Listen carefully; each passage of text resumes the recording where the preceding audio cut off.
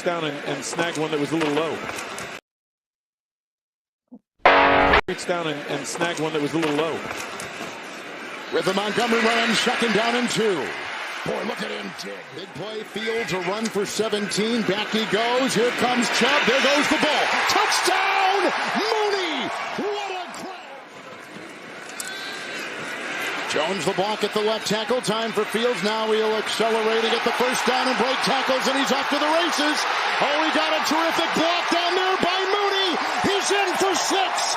61-yard touchdown run.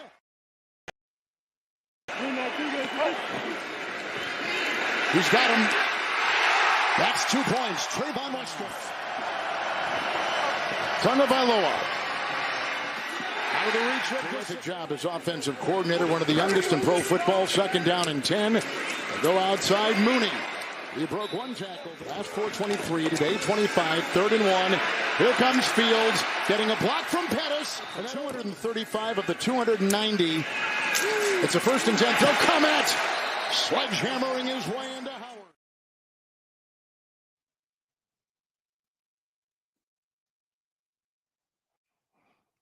And welcome. Oh, go ahead. Yeah, welcome to another hashtag Football Monday of Second City Sports Edition. We're live in living color right here on Sports Zone Chicago, along with Miss Akeem McGee, which is she. I am Cindy Brownhead. That's me. You can follow yours truly on the Twitter and the IG at CK80. Once again, at CK80. That's SIDKID80. That's SIDKID80. You can follow me at Keenan McGee on the Twitter and at Keenan McGee on the IG. Those highlights of the Bears-Dolphins game yesterday came courtesy of CBS and the NFL. You can download the Sports Zone Chicago app wherever you get your apps. You can catch all the 5 live shows throughout the week. So if you happen to miss them, you can go back and listen to them at your own leisure. Download the Sports Zone Chicago app today. Speaking of Sports Zone Chicago, you can follow them on all social media platforms on Facebook, Twitter, Instagram, and YouTube. Once again, please find Sports Zone Chicago on all social media platforms on Facebook, Twitter, Instagram, and YouTube. If you want to subscribe to our podcast, you can do so by subscribing to War on Anchor at WARR on Anchor. We are available on all podcast platforms, including the iHeartRadio app.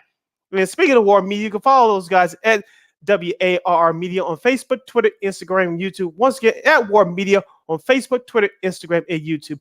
And thank you very much in advance for your support. Like, share, subscribe, and tell your friends. We are unapologetically fun, and we have very definite opinions.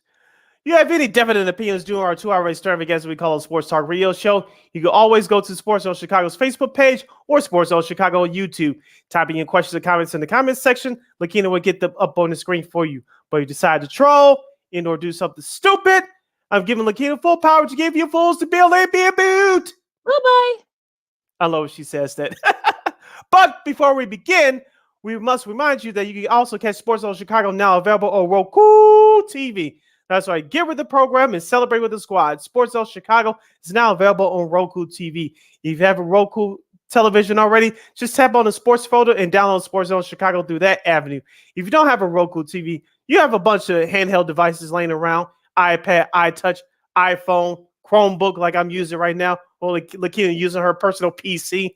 Just download the Roku TV app and access Sports Zone Chicago through that way. So no more excuses. Get with the program and celebrate with the squad. Sports Zone Chicago is now available on Roku TV. We're available live and on demand 24 hours a day, 7 days a week, and 24 hours a day, 365 days a year, 7 days a week at your own leisure. All right, and so whatever device you got, check out Sports Zone Chicago on the Roku TV, whatever device that you have. We got a busy show today, Sid, but we're going to start, of course, as we usually do. We're going to talk some Bears and NFL. Our buddy Vernon Farrell, who you guys can catch on What's Up, because tonight, he's already said, well, here comes Jason Palmer, because if you guys know, Jason Palmer was a big a big Dolphins fan, so he's gonna have a lot. I'm sure he's gonna have a lot to say. To make sure you guys tune in tonight to that show.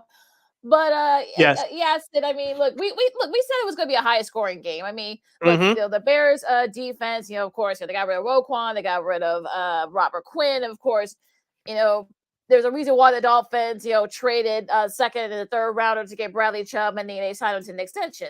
you saw what happened. I mean, like Justin Fields, let me look it up, make sure I got it right. But Justin Fields, I think, rushed for like 174, Sid. I think I don't have 178 yards in total. 78, yeah, something like that in total, which is a record for a regular season game. I know that Colin Kaepernick, did it, I think, but that was during the playoff game, so that's why I that's what that was. But yeah, look, he had his rushes, he had his throws, he threw like 3 touchdowns. But I mean, look, we set this on Friday with our girl Christine Manica. It was going to be a high scoring affair, and it was. So I know people shouldn't really be surprised by the score. And also for fantasy football purposes, if you had Tyreek Hill, he had a monster day. If you had Justin Fields, he had a monster day as well. My guy, Jalen Waddle, who caught a touchdown pass, who should have had over 100 yards receiving, he had a monster day as well. He's on my fantasy team, so yours surely was happy from that standpoint. But as far as the game was concerned, we all know that the Bears defense, especially in the rush defense, has been bad all year. Of course, now without Roquan Smith and Robert Quinn, that defense has been exposed some more. This is what GM Ryan Poles is trying to fit. We'll have to fix during the offseason. But yesterday you saw outside of Jaquan Brisker and a couple other guys who made some plays early. This Bears defense just doesn't have it. Like you said, we talked about it on our last episode. And you saw what the Dolphins did. I'm surprised they didn't rush for more yards than they ended up doing. Yeah, they should have. They went up the middle and especially early. And in their passing game, and shout out to our guy Jason Palmer, fins up Dolphins. Yeah, they did the thing yesterday on the late Jason. Yeah, Jason. Check him out at 6 o'clock. Yeah, but the Dolphins dissected that bad Bears defense like you're supposed to. Tua Tagovailoa didn't have to rush as much. He was mobile, and he used his mobility to his strength. Tyreek Hill, as you said, Lakina, good luck to the Bears secondary tackling him. They didn't do it, and Tyreek Hill got in the end zone as well. So I wasn't surprised about what happened yesterday to the Bears. Was I entertained? Yes, but we all know that this Bears team still has a long way to go to be competitive. And yesterday showed you that. Is the Miami Dolphins that good? Probably not. Are they good enough to get into the playoffs? Sure. But yesterday they took advantage of a bad situation. Remember, the Bears are still emotionally still reeling over the losses of Roquan Smith and Robert Quinn being traded out of here. And so they still had to get over that, as Eddie Jackson said following the game yesterday. So I wasn't surprised as a Bears fan. Of course, you want your team to win, but if you're a logical Bears fan, you realize this is a long process. And yes, it stinks, but this is something you have to do if you want to become a contending team. Yeah, and the thing was that, look, I mean, 178 rush yards for Justin Fields, that's great. We know how shifty he is and stuff. Very fast. Yeah, he had Tyreek Hill of all people, who's pretty fast himself, complimenting him, and Mike McDaniel. I guess there was a gift. There was a little video, a little clip, that said tell him like stop. I guess that kind of has gone viral. But I mean, look, it's nice to see. But I want to but like I've been saying, he was going to get his rushing yards and whatever. But why do you have David Montgomery for then? You've got Khalil Herbert, who's pretty decent. Yeah, Cole Kmet, he actually had a couple of touchdown catches. Yay! Right. I mean, look, we have a tight end, folks. Right? Yeah, and the jet sweeps and whatnot. It actually worked. Okay, great. But again, look, and this is what the Dolphins do. We've seen the Dolphins; they've given up a lot of points this year. So I think people need to just, this was sort of one of those things where I guess their Dolphins, the Dolphins offense was just a little bit better, and they actually made the defense actually made the plays late. Now, we saw our buddy Vernon said that they were talking about the refs and stuff. Give them a little bit of a cap too, but look, there were calls on both sides that that there, because I think Houston Carson, I think, got away with a tug on Waddle, and there were actually a couple other calls as well. So I know folks want to get on the Claypool, that he got hugged and he did. Yeah, but especially the late in the game one with Equanimous St. Brown, you got to catch that ball. Fields threw it right to him, and he just couldn't make the catch, so that wasn't it. But look, I mean, you're not there yet. I think people need to remember that the Bears just aren't there yet. Yeah, do they got the talent? Sure. I mean, you still need to go on the O-line. I want to see Fields do this against top defenses and such, but I just I know folks want to say, hey, we finally got a franchise quarterback. I would say slow down, folks. Slow it down. You listen to Second City Sports, the Monday edition, right here on Sports Zone Chicago. We're live in living color. Sid Lakina here with you, discussing the Bears' 35-32 loss to the Miami Dolphins yesterday on the lakefront. Lakina, before we get into some of the key numbers from yesterday's game, a couple of key plays that I thought was a tall tale sign of the game yesterday. The block punt by Phillips from Miami, it was recovered. I forgot who it was that scored the touchdown. That was the key turning point in the game. And also, too, Justin Fields being sacked twice on the Bears' last drive. I thought that was key as well. And we could talk about the refs blowing calls all day, which refereeing around the National Football League has been terrible over the last several years. But with that being said, the bad calls was not what cost the Bears games. The lack of running the ball with consistency, that block punt early in the game, and the Bears defense just couldn't stop anybody on the Dolphins offense all day long. That's what cost the Bears the game. Well, and, but on the flip side, it was nice for the Bears to see the Bears score some points. Remember, Lakina, I told you before the season started, the Bears is no excuse in the National Football League in 2022 that the Bears cannot average at least 27 points. Last week they scored 29. Yesterday they scored 32. Can they keep it going? Especially, like you said, I guess even though they're playing the bad Detroit Lions team, we'll get to them on the other side of this break. But can they keep this up? Now we see that GM Ryan Poles is starting to put weapons around Justin Fields, because there's no excuse they can average more than 27 points or more. Yeah, but the thing is that now you got more and more tape for defenses to look at, and you actually have a pretty not too bad Lions defense that.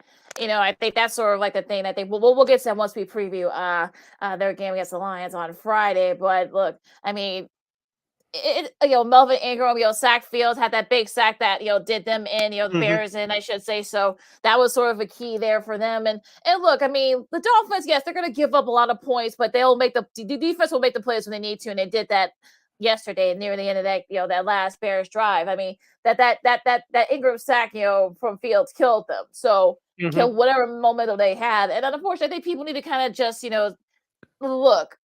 Okay, yeah, Clement finally got a couple of his touchdown passes. I mean, they finally use him, sure. But I think the thing is that people need to also remember too is that now people have got tape on you now. Now defense now got tape on Fields now. They're gonna try to find a way to kind of like try to tackle him and sort of stop his momentum and such. And hopefully he doesn't get hurt. That's my main concern with Fields at this point of the season. Because they know, because defenses are going to start learning that he is going to try to run when necessary, and I don't want to get to a point where he has to really put on his legs and then he ends up getting hurt because of it.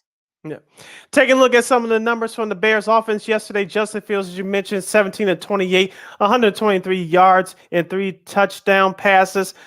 With a quarterback rating of 106.7 in the rushing department. Mr. Fields does it again, 15 carries, 178 yards in that 61-yard, 1-yard touchdown run early in the game. David Montgomery, 36 yards on 14 carries. That's not going to get it done. Khalil Herbert, 7 carries for 23 yards. That's not going to get it done either. In the receiving department, Darnell Mooney finally had a touchdown catch off of 7 catches for 43 yards. Chase Claypool made his Bears debut, 2 catches for 13 yards.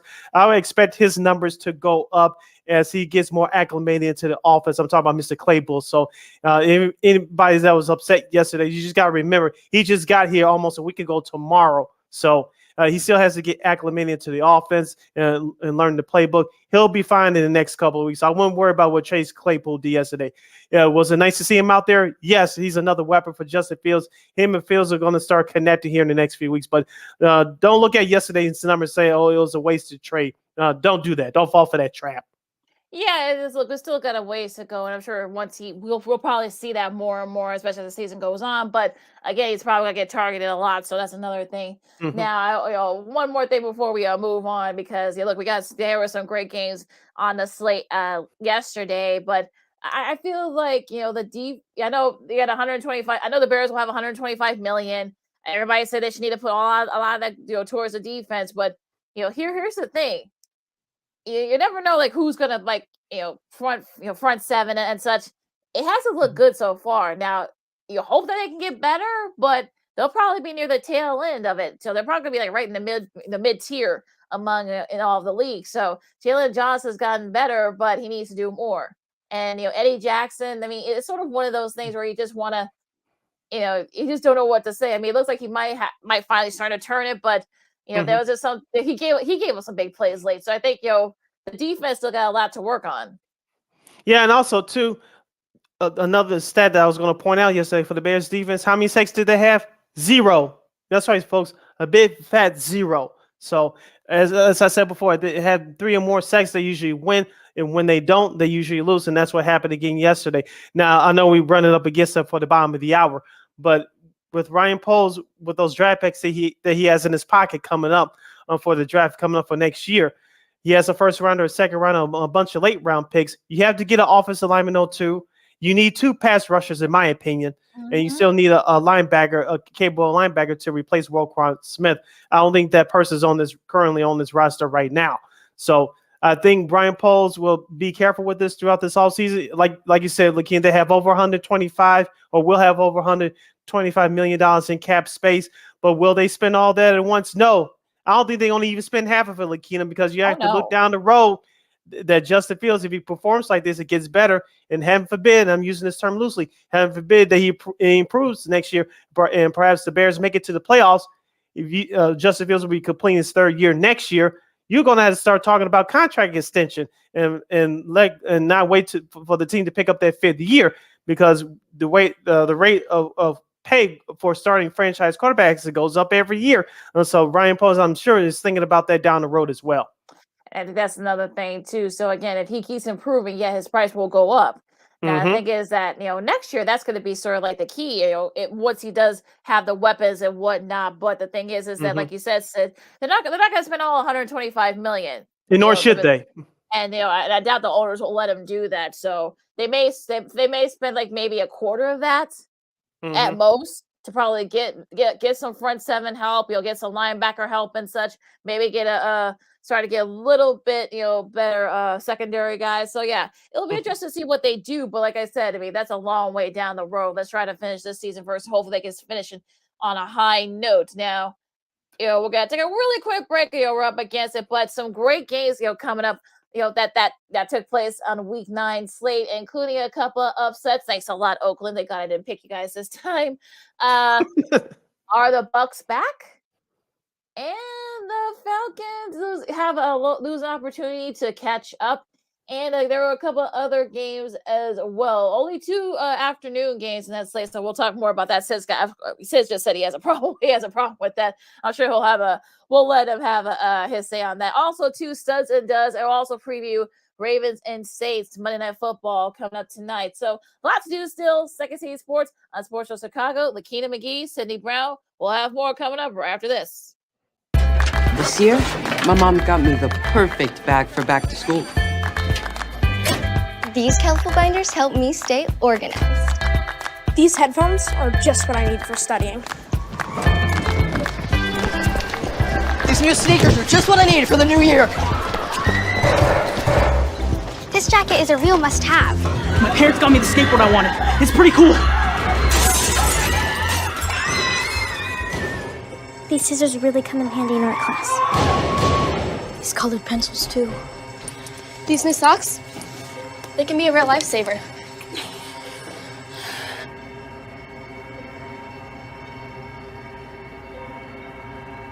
I finally got my own phone to stay in touch with my mom.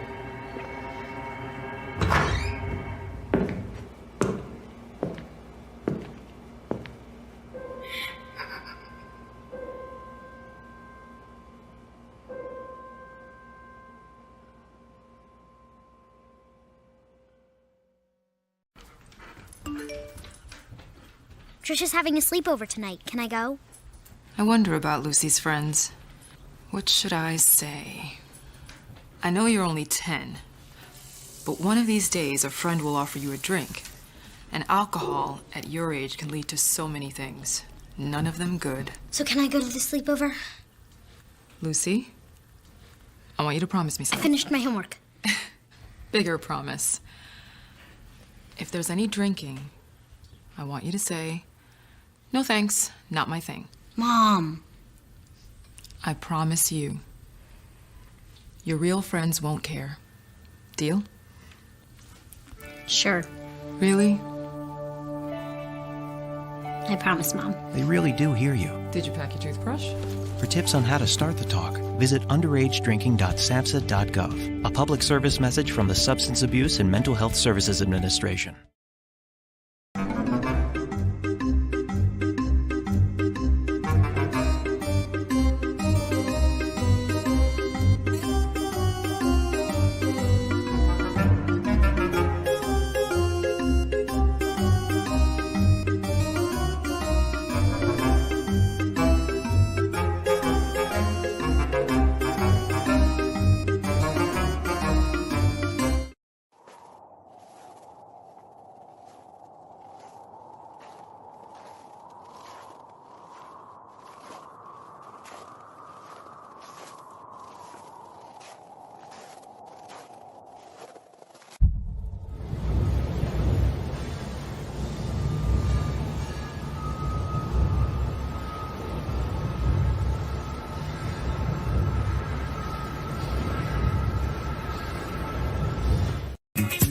Hey, this is Dr. J, and I listen to Sean and Maya in the morning.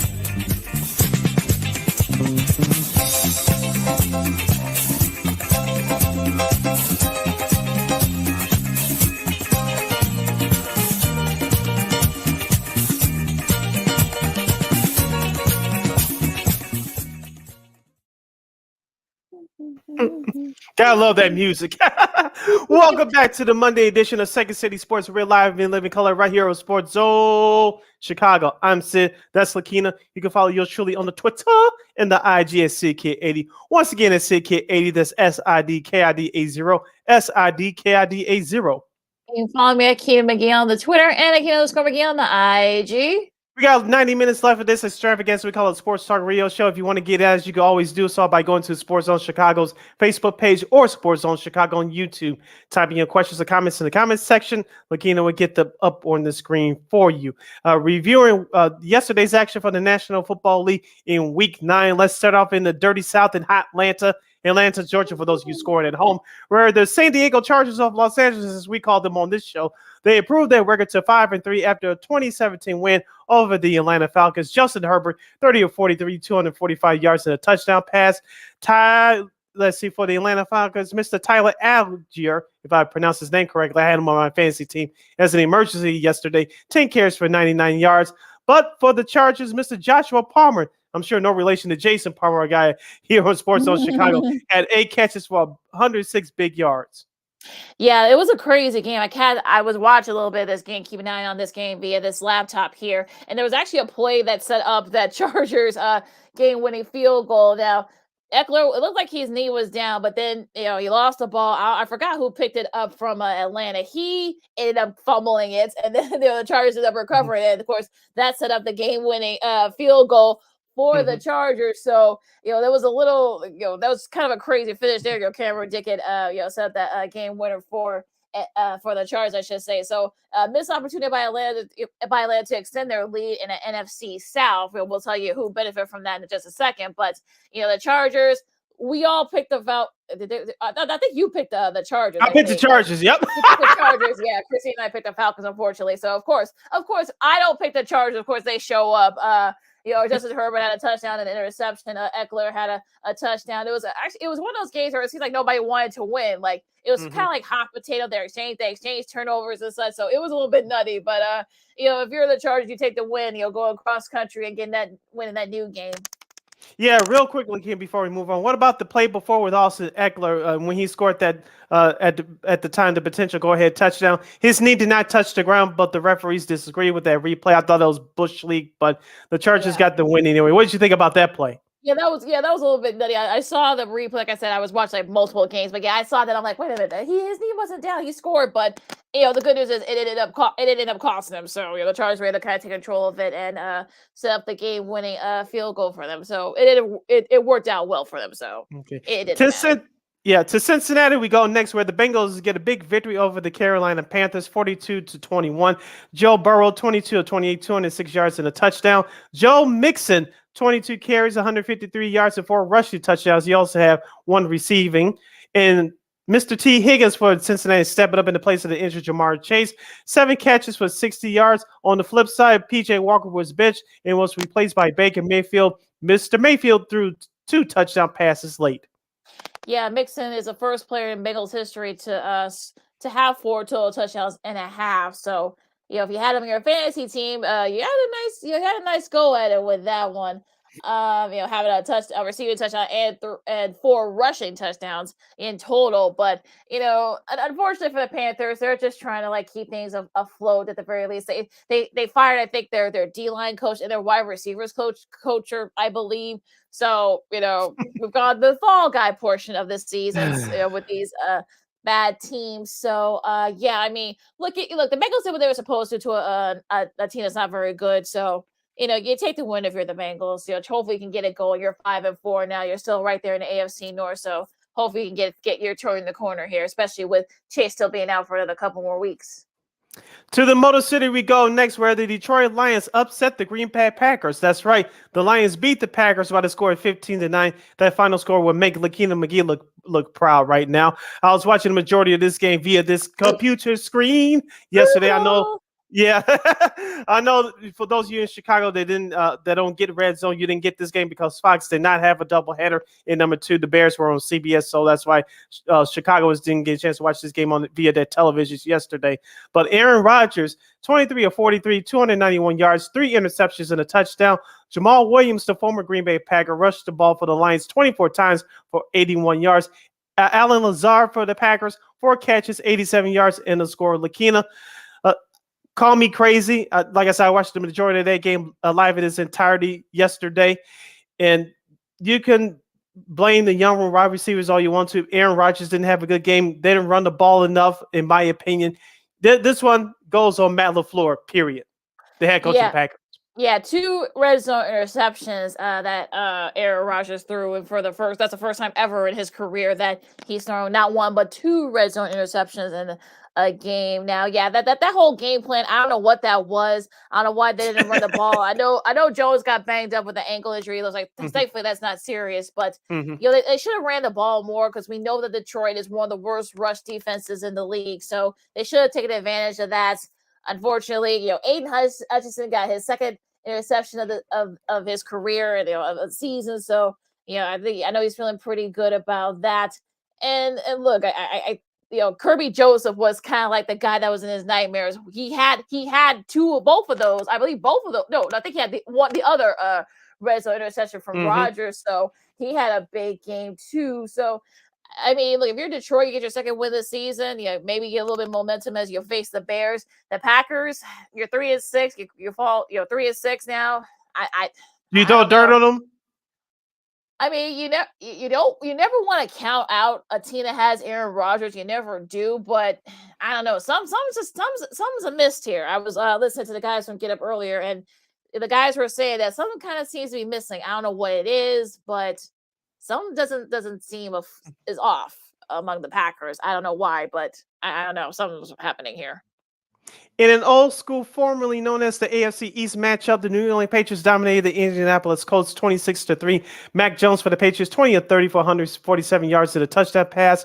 Ramondre Stevenson, 15 carries, 60 yards. And Hunter Henry, yes, a blast from the pass. He's the New England's version of a tight end, 4 catches for 50 yards. But the big story here was the New England Patriots defense sacked Eglinger 9 times. Yes, I did not turn to this game yesterday. I just saw clips of it on Red Zone. That's all I needed to see. I kept this game off my radar. And look, what made it worse is that now Frank Wright, he's gone. Of course, if you guys didn't hear the news a couple of hours ago, a little over a couple of hours ago, Frank Wright got the pink slip and his link card. So I'm not. I know some people were surprised by that. I wasn't, especially after the fact that they missed a chance to go to the playoffs that last year, losing to the Jaguars in the last game of the season. They had a couple of tough goes at it. They had a couple of chances to win a couple of games, let that slip away. It all started with that Texas game that ended in a tie. And now Jeff Saturday, yes, that Jeff Saturday is going to be the interim coach for the rest of the season. Now, he went 3-7 when he coached high school football in just outside Indianapolis. I don't know if that's a good I don't know if that's a good omen. I don't know, but I played Madden football on the video games for 30 years, and I can coach Brother Rice High School. Thank you very much. Your alma mater, yes, you probably can. But yeah, I mean, the talent is there for Indianapolis. I mean, you thought you had your quarterback in Carson Wentz, that didn't work out. You brought in Matt Ryan, that hasn't worked out so far. And just getting the rookie growing pains. Shaq Leonard's been in and out of the lineup. I don't know. I mean, look, if you're the Patriots, you're 5-4, you're still right there to think of it for AFC wild card spot. But the Colts, I got nothing. Yeah, those short-term fixes are coming back to bite them, and you know what? Staying with the AFC East, where the New York Jets improved their record to 6-3. We told you on Friday that this could be possible, even though all three of us, Christine, myself, and Lakina, picked the Bills. We said it wasn't going to be easy, but we thought Buffalo could come out with the win. That last part didn't quite come out to pasture yesterday. The Jets beat the Bills by 3, 20-17. Josh Allen, 18 of 34, 205 yards and 2 interceptions. He also ran the ball 9 times, 86 yards and 2 touchdowns. Stephon Diggs, 5 catches for 93 yards. But the Jets defense comes up big with a couple of sacks on Josh Allen in the fourth quarter. Yeah, so including the interception. I think it was Jordan Whitehead's interception that kind of did the Bills in. Also, too, earlier interception from rookie Sauce Gardner. So, it was really the defense. I mean, look, Josh Allen said afterwards in the presser he played like bleep. So, I mean, they're now 0-2 in their division. The Bills are. So, of course, you guys remember they lost to Miami a few weeks ago. So. They're leading the division right now, but they're 0-2 technically because they got a better record than the other. They have like one less loss than the other. So, but like I said, they're 0-2 in their division. So they play the Patriots this Sunday. So it's gonna, I don't want to say that the sky is falling for Buffalo, but they need to kind of get things going. They need to be more aggressive on defense. Allen needs to stop making those terrible mistakes, and they'll be fine. And if you head coach Sean Denver with the Bills, we keep telling you this. You run the ball outside of Josh Allen just to prevent him from getting hurt. But what do we know? Moving on. The Minnesota Vikings are quietly becoming one of the best teams in the NFL after coming from a 17-10 deficit to beat the Washington Commanders in our nation's capital 2017. Kirk Cousins, yes, do you like that? 22 of 40 for 265 yards and 2 touchdown passes. Dalvin Cook was a receiver on one of them. He ran the ball 17 times for 47 yards. Justin Jefferson, Mr. Giddy, had 7 catches, 115 yards, and 1 touchdown. Lakina, I watched some of this game on Red Zone and via my computer in its entirety. The Commanders were making me look good for a while, but they blew that 7-point lead late, and that Harrison Smith interception for the Vikings had the turnaround for the Vikings going the other way. And I must remind Vikings fans, yes, be happy that your team is 7-1, but your next 4 games are tough. And this is one of the signs of a good team where you're not playing your best when you win. That's one of the good signs of a good team. But you cannot play like this come playoff time. I'll just leave it at that.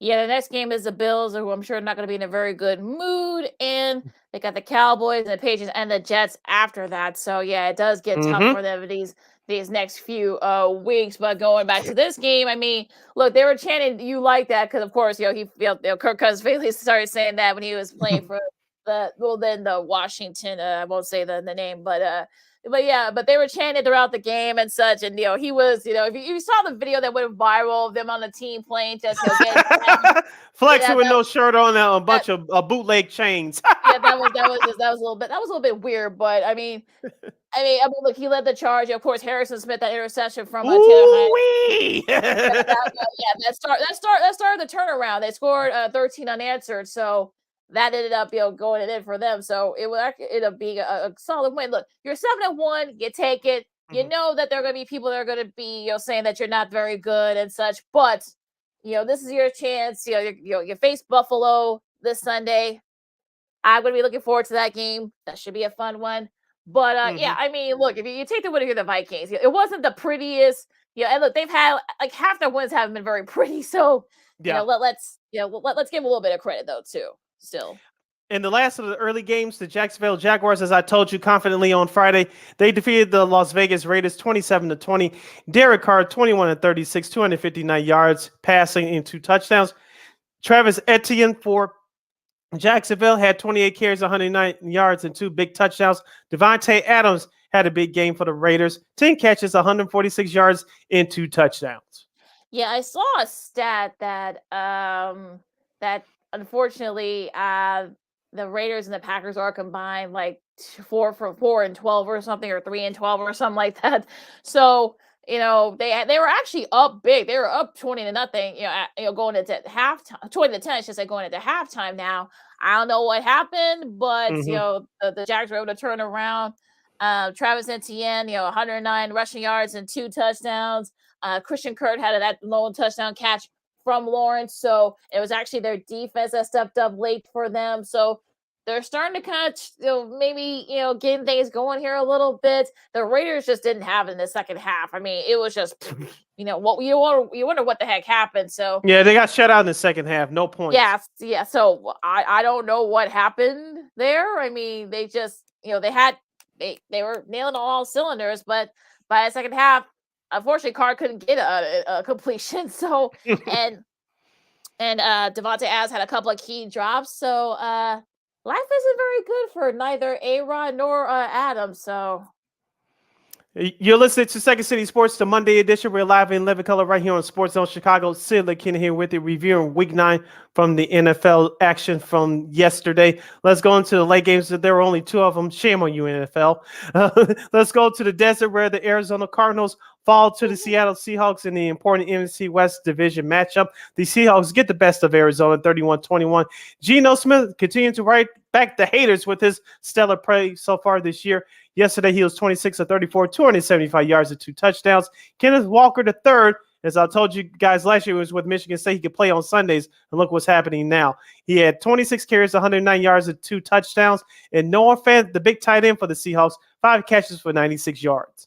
Fant had a big catch late that gave him a first down and just, kind of eat up more clock. So by the end of that game, of course, Kenneth Walker III, he now has 5 straight games with a rushing touchdown, tied with Kurt Warner. Not that Kurt Warner, the Hall of Fame quarterback. The other Kurt Warner, the running back, who played for Seattle for a few years. He did it in 1983, his rookie year, for the longest by a rookie in the history of the Seahawks.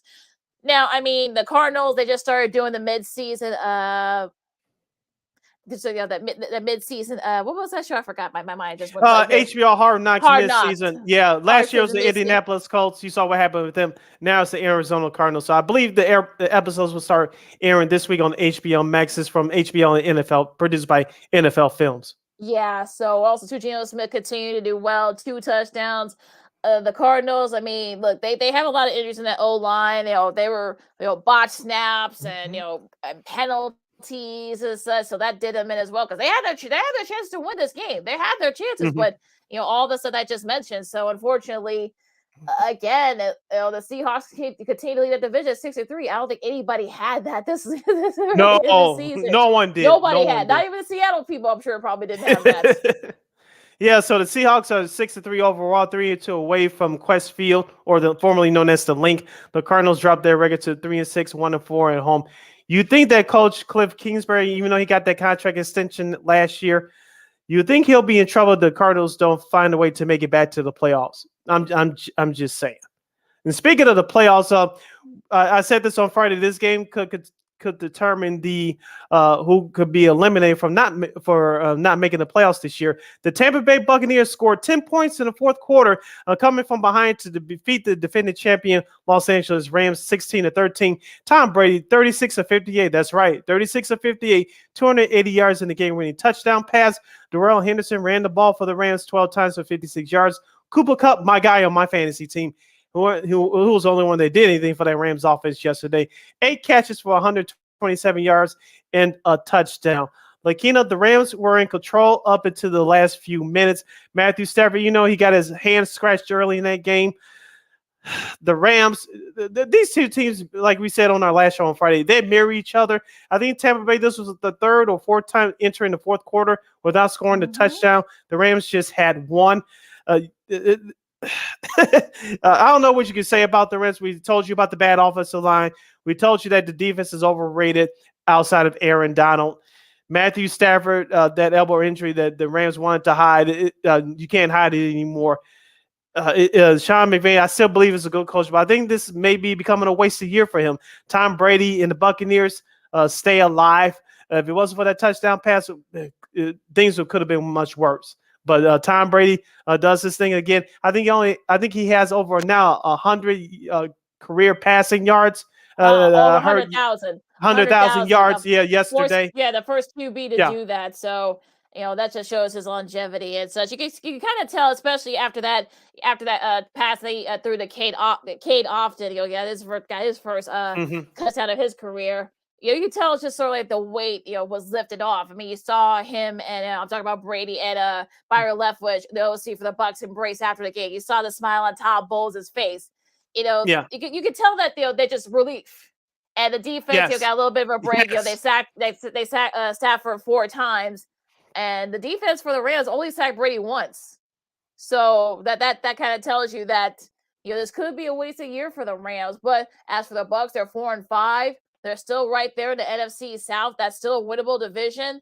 Look, Brady said that it was bleeping awesome. So that TD drive. So could this be the thing that turns it around for the Bucs? We'll have to wait and see. But this is a good start. Now, as for the Rams, look, we've been saying that they have issues. They're now down to they're now 3-5 now. So Cup is struggling. That defense is not something's not mapping there on that defense. And like that O line, of course, they gave up 4 sacks to Stafford, to the Bucs, I should say. Yeah, it's not looking good for the Rams at this point. Yeah, shout out to our guy Lamont Scott from Facebook. The Rams and Bucs offenses looked pretty bad yesterday. Yes, it did. It was a drag to watch. But Brady did his thing at the end with that game-winning touchdown pass. Last game of the day took place in Kansas City, Missouri on Sunday Night Football. Lakina McGee's prediction was almost correct. The Tennessee Titans were leading most of that game. The Kansas City Chiefs forced overtime, and they were eventually winning in overtime by the score of 20-17. Patrick Mahomes, 43-68, 446 yards and a touchdown pass. Patrick Mahomes' shoulder and elbow and arm must be in a 24-hour massage schedule right now. Derrick Henry for the Titans, 17 carries, 115 yards and 2 touchdowns. Travis Kelce, the big tight end for the Chiefs, 10 catches for 106 yards. Yeah, Mahomes is the first player in the Super Bowl era with at least 400 passing yards and a touchdown, and 60 yards and a touchdown rushing. So in the same game, so he's the first player to do that. Now, Henry, you can kind of wonder that maybe, I don't know if the Chiefs figured it out, or that maybe Tyson didn't want to wear and tear on him too much, but he should have been, he should have been right there. It should have been the star of that drive that the Titans had. That, of course, that forced a punt. Of course, the Chiefs ended up winning it. They exchanged the possessions for a little bit. I kind of kept the game in the background. I mean, the Chiefs were able to pull it out, but I think the Titans had plenty of chance to put the game away. They didn't do it, and the Chiefs were able to come back and win it. And look, I know people, especially with Buffalo losing, people want to say, well, the Chiefs are the best team in the AFC. Slow down, folks. I mean, look, they still have their various issues that they didn't address. So we'll have to wait and see there. Look, they're 6-2, but it looks as the Titans, I'm not too worried about them. I think they're still right there in the AFC South. So I'm not too worried about them at this point. This was more about the Chiefs than anything. Yeah, the Chiefs got to find someone to run the ball with some consistency. I did not see that last night. That's why you saw Patrick Mahomes with 68 passing attempts. That's too much for a quarterback. His arm's going to fall off before playoff time. That's why that's what I say. That's why they're going to miss Tyreek Hill, and it's going to show. So I know Chiefs fans want to boast and say, "Hey, look, we're still the top dog in the AFC."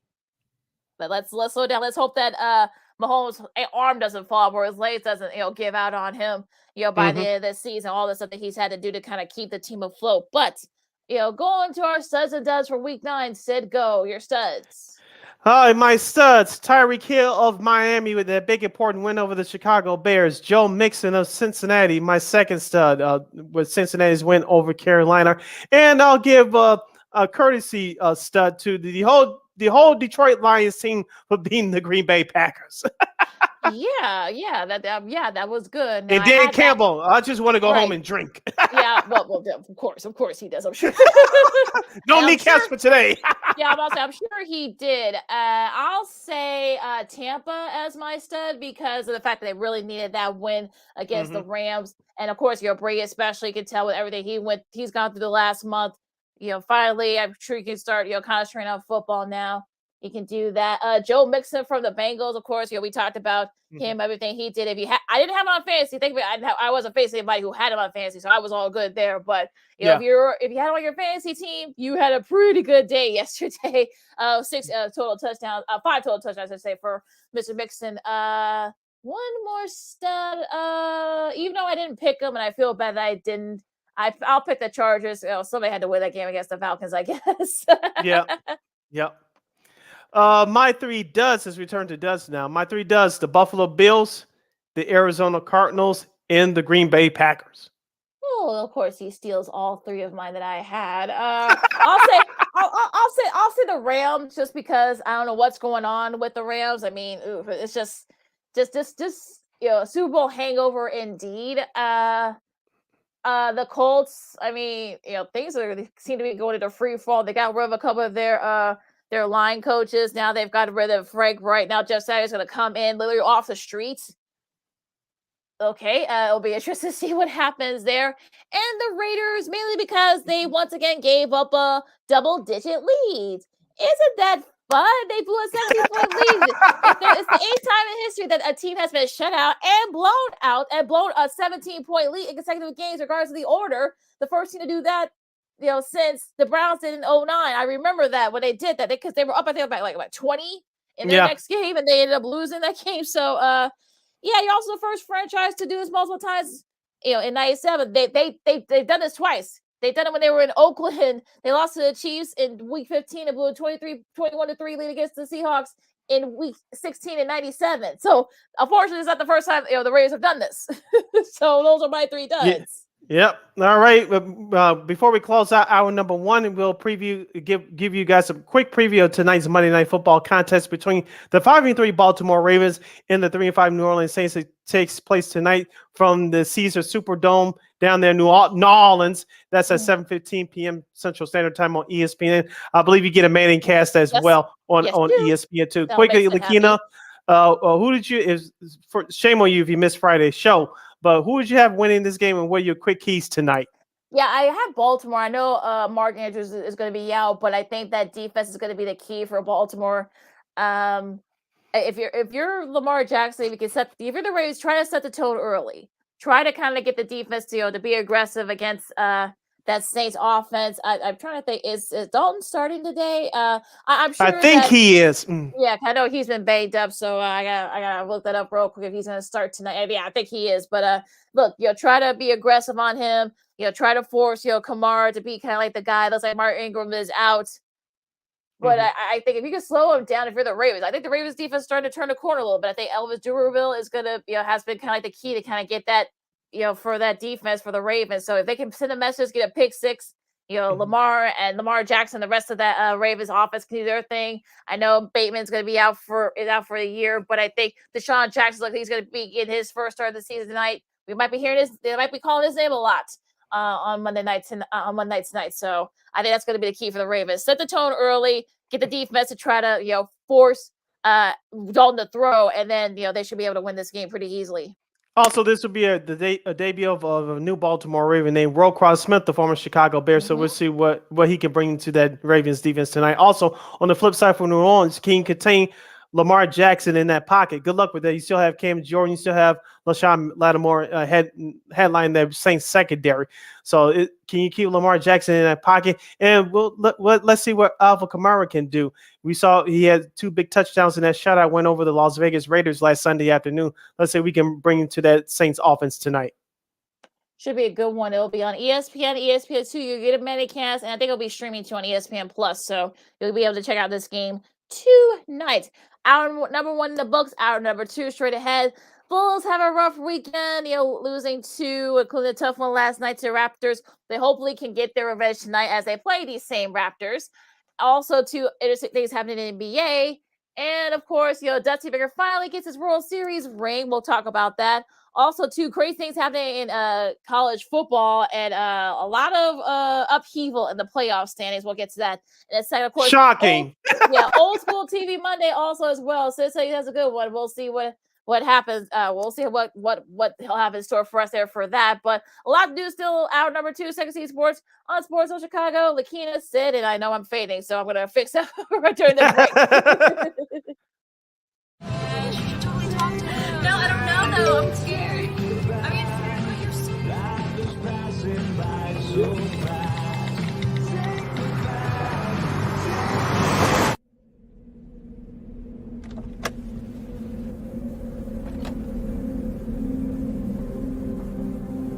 Do you know that you're in my lane? No, not at all. Are you not paying attention? Are you texting? I was just checking in with my mom. I was telling her that I thought we'd be home by 6. It's okay. There's enough time. Just pay attention. I'm not even halfway through my text. There's no way. I'm not even going to look up. My babies are in the car. You have to pay attention. It's just supposed to be a quick text. I'm so sorry.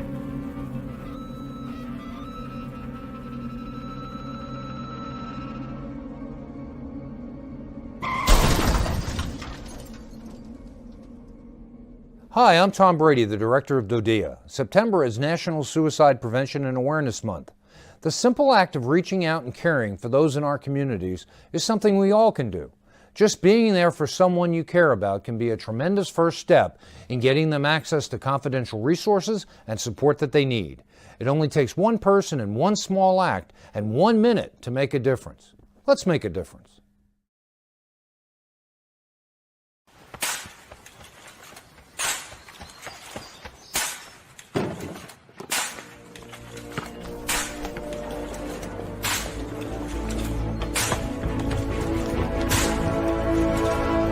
Move it!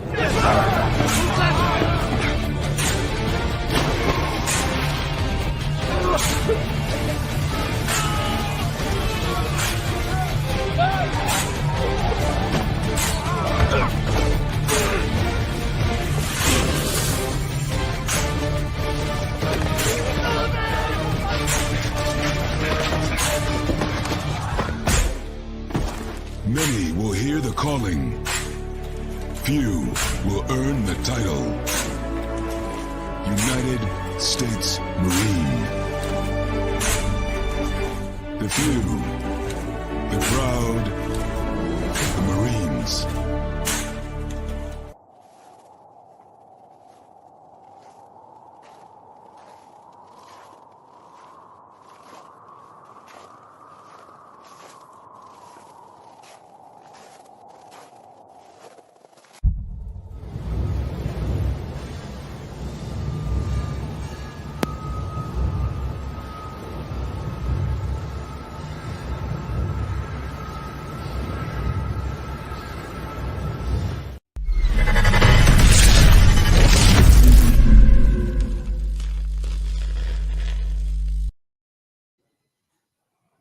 Fine by Scotty. Fine by Scotty. Slam dunk. Numbers the other way. And Chicago with 27 points. A season best for Fred. And on a dime is right.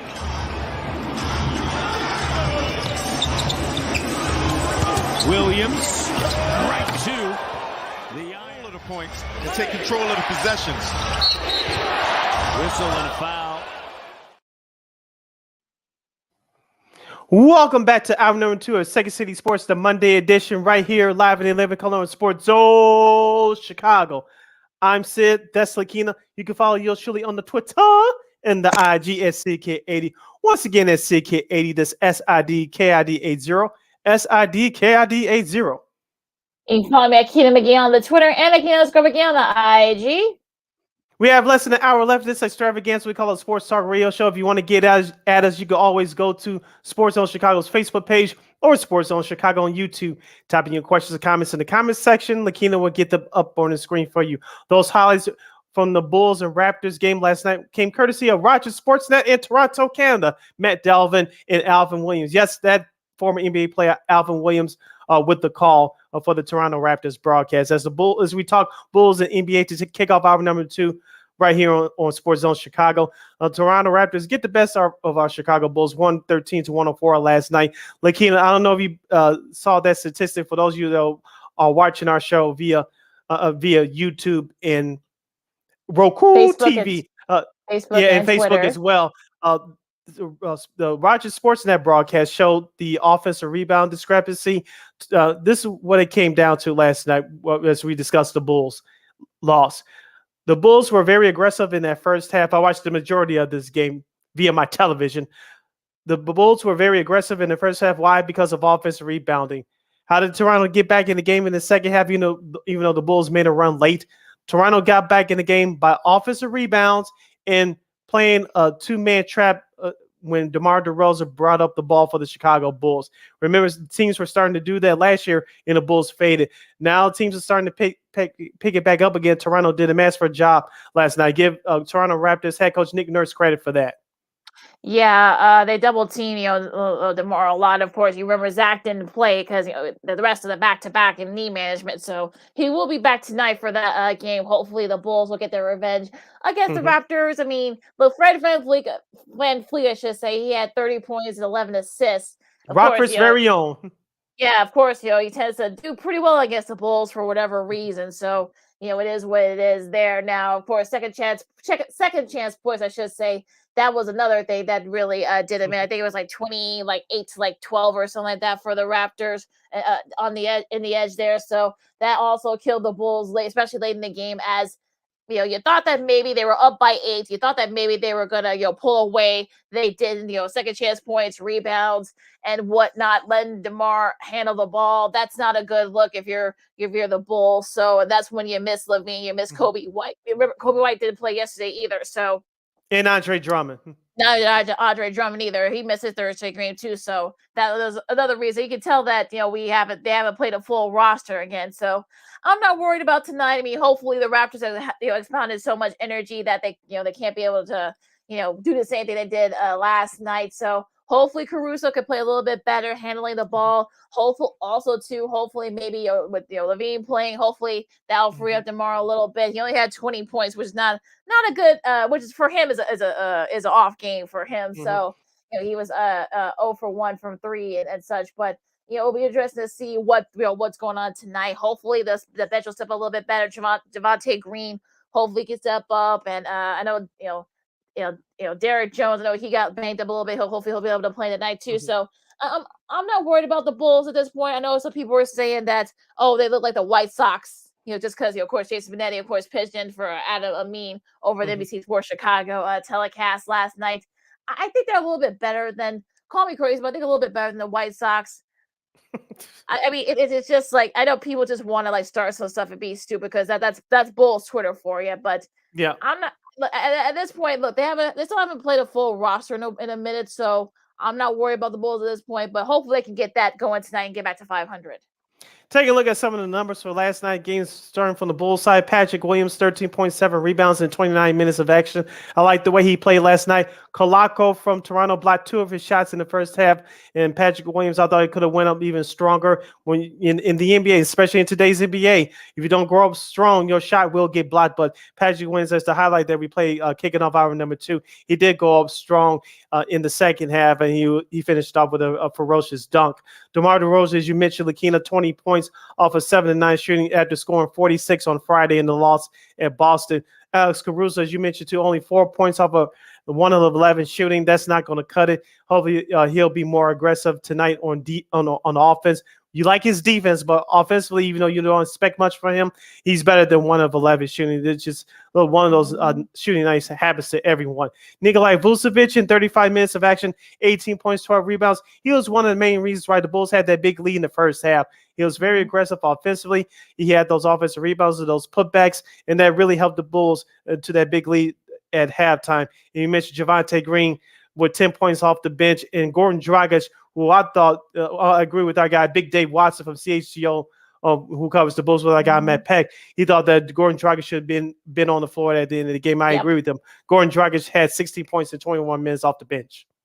Yeah, I think that's sort of the thing there too. So I think, look, hopefully they can make the adjustments, for tonight's game. I mean, yeah, it's sort of a limited like travel thing, so that's why you're seeing all these home and homes. So not the first time that we've seen this in the NBA this year. Interesting though that all 30 teams will be playing today, so kind of a rarity for the NBA. But yeah, because of the election tomorrow here in the United States, so they'll have the day off. Yeah, plus they'll have the day off too. That's one of the reasons why all 30 teams are playing all their 15 games tonight too. So we'll get to that in a second. But it'll be interesting to see if the Bulls can kind of get it going. Hopefully, can make those adjustments and perhaps maybe get a little get back at I should say at St. Louis. I mean at Toronto. Toronto, yeah. Don't forget Toronto too. Didn't have Pascal Siakam last night. As you mentioned, Fred VanVleet stepped up, had a big game with 30 points. Scotty Barnes had a couple big baskets as well. Also, OG Anunoby had 22 big points last night, filling in as starting lineup in the place of Siakam. So that Toronto team,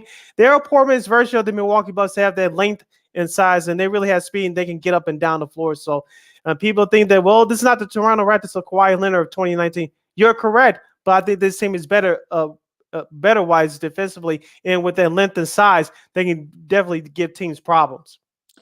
Yeah, I mean definitely, but like you said, I mean they just missed the playoffs last year, so they so I know they barely made it, but they barely made the playoffs last year. Don't overlook them. I'm not saying that they shouldn't overlook, but I think let's see if they actually do something first. And look, they're not there yet, for me. So I'm not there with that Toronto team. I guess they got the length and such, but they got guys that can't stay healthy either. So I think I would say let's slow down on making them kind of like up there with the Kawhi Raptors teams from just a few years ago. So we'll see what happens there. This is Second City Sports on Sports Zone Chicago. Lakeem McGee, Cindy Brown talking about this weekend, I should say, in the NBA. What caught your eye? LeBron James, breaking news, he'll miss tonight's game against Utah because he has a foot injury. This will be the first game he has missed so far in his early 2022-23 season. The Lakers lost at home to the Cavaliers yesterday by 14. Cleveland, Lakina, as we said, coming into the season, they're going to be a much improved team thanks to the trade for Donovan Mitchell. Darius Garland has made his return to the lineup, and the Cleveland has looked better. Are they the top team in the East to beat? No. Are they much improved? Yes. So as I know many Bulls fans are worried about their team because the East has gotten better on paper, and they're correct. But Cleveland's off to a hot start this year, and they stayed on track yesterday with a big win on the road. Yeah, I mean, they had a big start last year. They faded too, and I know Donovan Mitchell, that he definitely makes a big difference for them, but they still have their own issues too with their interior defense. So I think, Jared Allen, but he tends to kind of he misses a lot of games too from time to time. So I think people I can see why some Bulls fans are a little bit upset, but I'm not worried about the Cleveland at this point. But it is what it is with them. Yeah, they had a nice win against the Lakers, but the Lakers are not the Lakers. We've seen that already. So I think people need to kind of just slow down on that. Now the Clippers, lose to Utah. I don't know. Look, they're right now. They're 6-8-3. 8-3. Utah is. Utah, yeah. I don't know. Look, I don't know. I'm not sure they're going to be up there either. I just don't see it. I think they're hoping to tear it down. They didn't. You still got some pretty decent players on that team. Could these guys be on the move by the trade deadline? Maybe. Or maybe they can continue to surprise some people like Cleveland did last year. But we'll see. I did watch much of that game via this computer screen last night in its entirety. Paul George, he had a hot first half, but his shooting, along with the rest of the shooting of the Clippers, faded away in that fourth quarter as the Utah Jazz had an upset win 110-102. Lauri Markkanen, one-time Chicago Bull. I'm not saying he's an all-star this year. We have a long way to go with that, but he was perfect from the free throw line last night. He was very aggressive, taking the ball to the basket, and he got that Utah offense going. Colin Sexton, who was part of that trade as well for Donovan Mitchell in the offseason, he did his thing last night. And also, too, don't forget about Mike Conley. He's a veteran. He may be one of those ones on the trade deadline, candidates for the trade deadline coming up in February. I know that big contract has something to do with it, but don't overlook him either as a veteran. So Utah, not too bad of a squad, but like you said, we'll see how long it lasts. Talk to us, come back at us in a month to see if they even at least in the middle of the pack in the Western Conference. That's all I'm gonna say about it. Yeah, I mean, I'm not knocking them either. But they have no, look, they got some good players like you mentioned, but like I said, I mean, this wasn't the plan. So I would be surprised if some of these Danny Ainge pulls another one out of his hat and just try to trade some of these guys while their value is still up there. Portland, going back to Saturday's games, Portland loses to Phoenix 102-82. Devin Booker had 24 points leading the way for the Suns, and this was actually, I watched a little bit of this game, and just even though Phoenix didn't have like, it wasn't as close. It was definitely close. I think once the Suns got it going, especially from three, they're very hard to beat. So once, especially once the some of the other players started stepping up, CP3, 15 points. He only had like 4 assists, which is sort of a well for him, but they had contributions from everybody, and Portland just couldn't make their shots. That's probably one of the reasons why they were able to beat them pretty handily. The Suns did.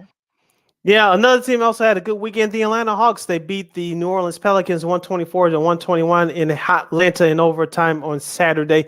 Trae Young had 22 points off of 34 points, I should say, off of 9 and 26 shooting. But Dejounte Murray recorded his first triple-double of the season, 11 assists, 22 points. 11 assists, 22 points, and 10 rebounds. I did get a chance to watch some of these games going back and forth between that and the World Series. We'll have our season thoughts on baseball coming up. But I did watch some of this game. New Orleans came out early on fire. Atlanta caught up. Zion Williamson continues to look good. He had 29 points for the game. But he's got to keep those fouls in check. He did that on Saturday. He only had 2 personal fouls for the entire game, but the other night against the Lakers, he damn near fouled out. So that's something you had to watch out for if you're a New Orleans Pelicans fan. And also, too, Brandon Ingram chipped in with 16 points, the former All-Star.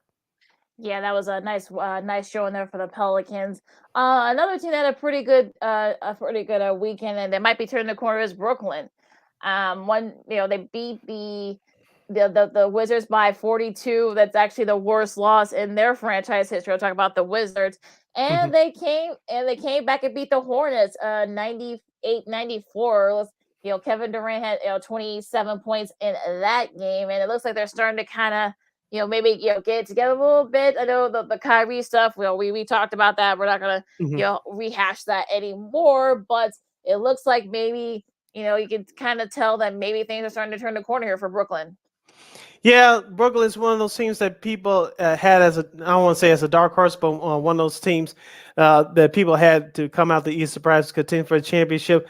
Yumike Udoka, he's going to be hired as head coach. When, we don't know, but it looks like it may be imminent in the next coming days or weeks. We'll see what happens with that. But as far as on the court, Kevin Durant has to carry this team. And also, too, they had to realize that you had to play defense on every possession. They haven't been doing that so far this early in the season. But as you mentioned, the last 2 games that they've shown up, they have done it. Let's say that trend continues of playing defense for 48 minutes. Yeah, absolutely. So that's going to be interesting to see if they can keep it up. Of course, Portland, before losing to Phoenix, they actually beat Phoenix. Jeremy Grant had 30 points for the Blazers. So they actually split that little weekend series there with them. And look, Golden State, of course, you mentioned them losing to the Pelicans on Friday. Now, I know some people we had our girl Kyla Mills on. Of course, she co-hosts the Locked On Warriors podcast. Locked On Dubs, I should say. That's actually the name of the podcast. But I'm wondering, are people starting to kind of freak out about the Warriors? It's sort of one of those days where they're still trying to figure things out, and that there might be some lingering effects from that whole thing with Jordan Poole and Draymond. I don't know, but it's getting a little dicey in the Bay Area at this point. And also, Steve Kerr is trying to figure out his rotation of who's going to come off the bench to relieve those guys of minutes. We talked about Hassan Whiteside. This is his year to come out and shine after missing his first couple of years due to injuries. So you also have some other guys that you're trying to figure out who to grab important minutes as well. So if I'm a Golden State fan, you're not worried too much, but you should, when you start winning games again, I think they'll be okay. Now, the first game that took place on Saturday in the NBA, the Orlando Magic lose to the Sacramento Kings 126-123. Sacramento 3-5 on the year, Lakina. Look out, they're near 500. But Oh that yeah, wasn't good look out for the Kings, I guess. yeah, that wasn't the story. The story was Paolo Banchero. In 40 minutes of action, the rookie scored his first 30-point game. He had 33 points and grabbed 16 rebounds off of 14 and 26 shooting. I'm not going to hand him the Rookie of the Year award right now, but he's off to a hot start. It was just more than just that big dunk he had at Detroit on opening night. Yeah. Unfortunately for him, Orlando isn't there yet. So, but he's looking pretty good so far. I mean, look, the game's not too big for him. He shoot from the inside and the outside. So if you're a Magic fan, you gotta be feeling pretty good about Mr. Panchero, and he's looked really good so far. So yeah, I'm looking to see if he can only get better as the season goes. He's averaging about 30 points. These first 8 games that Orlando's played. So I'm looking forward to see how he's going to look. But yeah, it should be, he'll only get better. So I'm looking forward to that. Of course, Boston beat the Bulls and they came back, on Saturday and beat the Knicks by 15. Jaylen Brown, of course, had 30 points in that game against the Knicks. So, it looks like Boston, they're near the top right now. Not a big surprise there. So pretty interesting scores this weekend in the NBA. It should be a good one here coming up this week, of course, going into Monday's games, which are tonight. You got the Wizards and the Hornets at 6 o'clock. There's going to be a lot of games. Everyone's playing tonight, folks, so bear with us. Houston and Orlando, that's at 6:15. OKC was pretty good so far against Detroit. That should be a fun one at 6:30. New Orleans and the Pacers, that should be a fun one. The first game of the NBA TV doubleheader, of course, remember, no James Harden. You got the Sixers hosting the Suns. That should be a fun one. Another good one here, you got the Bucks and the Hawks. Another fun one. Portland starts their East Coast swing with Miami at 7:30. Of course, the Raptors and the Bulls. That'll be at 7:45. Note the start time of that game. That is weird. Why? Yeah, I don't know. It's not on national television, so I guess I have no clue. But who knows? Sometimes with the NBA and their scheduling. Oh boy. Yeah, wrapping up the Monday schedule for tonight. Boston at Memphis at 8 o'clock. The Knicks at the Timberwolves at 8:15. What is up with these start times? This ain't the NFL. Minnesota 8:15. Oh gosh. Yeah. Denver at San Antonio in the rematch this time in San Antonio. Of course, Denver beat San Antonio on Saturday at home in Denver. Yep. The rematch is tonight in San Antonio at 8:30. Most of these schools will be closed tomorrow or something that we don't know. I guess so. I guess this ain't the playoffs. So he's getting these 8:30 central time starts. I guess I gotta spread them out. I guess since everybody's playing, so get that little 15-minute. I guess. I don't know. Okay. But listen to this. You cannot make this stuff up. The Dallas Mavericks will host the Brooklyn Nets at 8:45 Central Standard Time. This ain't the NHL playoffs. Good. Okay. Moving on. Sacramento will travel to Golden State to take on the Warriors at 9 o'clock Chicago time. That's 7 o'clock on the West Coast. Normal time slot, folks. NBA, get it right. The Lakers now without LeBron James, at least for tonight anyway. Shocking. They'll travel to Utah to face the Jazz at 9:15 Chicago time. Good grief. And at a normal time at 9:30 p.m. on NBA TV, we'll have the Cavaliers and the Los Angeles Clippers. No, the elections, midterm elections here in the United States, the election day is tomorrow, so no NBA games are scheduled. Many of the arenas, not the United Center in Chicago, but many of the NBA arenas will be used as a polling place for their fans to go vote. So that's why there's no games taking place in the NBA tomorrow. Now, going to Wednesday's action, we will have, of course, New Orleans here in Chicago to take on the Bulls. That's at 7 o'clock on normal start time. Yay! At 6 o'clock, we have Portland at Charlotte. At the same time, we'll have at 6 o'clock Denver at Indianapolis to take on the Pacers. 6 o'clock Dallas at Orlando. 6:30 Utah at Atlanta. Also at the same time at 6:30 Detroit at Boston. And the first game of that Wednesday night doubleheader on ESPN, the Battle of New York, will have the New York Knicks traveling to Brooklyn to take on the Nets. Oh Lord, Steve A. Smith's going to be yelling for that one like good grief. Oh jeez, I had to watch that game on music, or probably streaming on my computer here. You'll probably have to find the MSG or the Yes Network broadcast for that one. Yeah, I like the Yes. Sarah Cusack for the show. I gotta try to get her back on. Houston and Toronto to finish up that first slate of games. Of course, the Pelicans and the Bulls. That should be a fun one at 7 o'clock. Another good one here. You got the Suns and the T-Wolves. That should be a fun matchup there. Milwaukee and OKC, Memphis and San Antonio. The Battle of LA, the second game of that ESPN Wednesday night doubleheader. Of course, the Clippers will be the home team this time as they host, air quotes, the Lakers. We'll hopefully LeBron and/or AD will be returning for that one here, ESPN. Hopefully too, for their sake. And should be a good one here between Battle of the Young Guns. You got Cleveland and Sacramento. That's the 9 o'clock game. The last of the 9 o'clock games on Wednesday. And looking at Thursday's schedule, we'll have Dallas at Washington at 6 o'clock. The NBA TV game of the night for Thursday, we'll have Philadelphia at Atlanta at 6:30 p.m. Also at 6:30 on Thursday, Charlotte at Miami. The Hornets will take on the Heat. And at 7 o'clock on Thursday, Portland will be will travel to New Orleans to take on the Pelicans at 7 o'clock. So that's your schedule for this week in the National Basketball Association. Get all that, folks? Boy, I know it's a lot. I know it's a lot to remember. Folks. Yes. With everything else, but those start. I guess they were trying to be cute with the start times. I guess 15-minute increments. I don't know. You listen to Second City Sports on Sports Show Chicago. Lakina McGee, Sydney Brown with you here. Let's recap the World Series, shall we? Yes. Congrats to the Houston Astros. They win their second World Series title. Their second in 4 years. Of course, their last one was in 2019. 2017. Of course, they lost in 2019, and of course they lost again last year. They've lost a lot more than they've won, but but also too, more importantly, I think this is what people are more happy with. Dusty Baker finally gets his first managerial ring after 30 years, and let me see, I think I got the number of games he's actually managed, but he's now the oldest. He knocked out Jack McKeon, is now the oldest at 73 years, and I think a few days to win the World Series. Also too, because it's just his third Black manager. Of course, Theo Gaston did it in 92 and 93 with Toronto, and Dave Roberts did a couple years ago with the Dodgers. So Sid, you saw how I wish we had a clip of all the bench coaches for the Astros. That was awesome. Yeah, that was really sweet moments, and you can tell that look, he's living it up. And I love all the interviews he's done afterwards. He's living it up at this point. So that's just if you're not happy with for the Astros as a whole, at least be happy for Dusty Baker.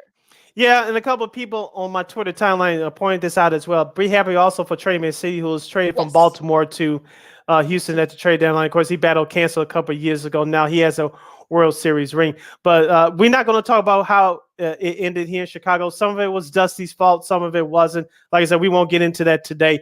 But as a baseball man, congratulations to him. He deserved that World Series ring you mentioned. He managed 5 teams throughout his managerial career. All 5 teams have made it to the playoffs under his tenure. He was the right guy for the right time for that Houston Astros job after going through that cheating scandal. Only 2 players still remain from that team. So Dusty has been through controversial situations before. He's a player's manager. He's been through tough situations, and it finally paid off for him. If he wants to retire, go ahead. If he wants to come back, i.e. the Astros management, let him come back. But if he doesn't want to do it anymore, so be it. This is a great storybook ending to a great baseball career. He was a Hall of Fame manager anyway, Lakina, but with this World Championship that the Astros accomplished on Saturday, he just bumped himself a few more spots to get in the Hall of Fame first ballot. Probably he'll get a first ballot this time too with this win. Also to Jeremy Pena.